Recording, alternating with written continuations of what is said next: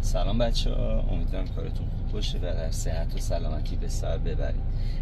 برای من یه سوالی الان مطرح هست، یه مدتی ذهنمو درگیر کرده. اگه کسی جوابش میدونه حتما کامنت بذاره.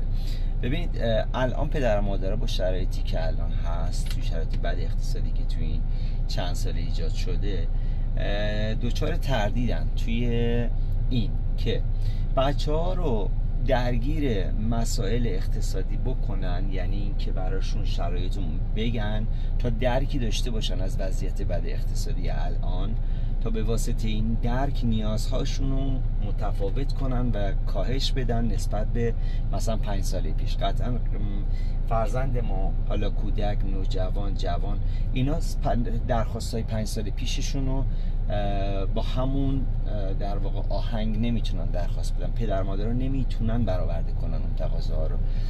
حالا یا باید بچه ها رو درگیر کنیم، توضیح بهشون بدیم که این توضیح دادن باعث میشه که ذهن اونا درگیر مسائل اقتصادی بشه، یا نه اصلا نگیم و زیر فشار درخواستای اونا کمر خم کنیم. حالا پدر و مادر رو دارم میگم.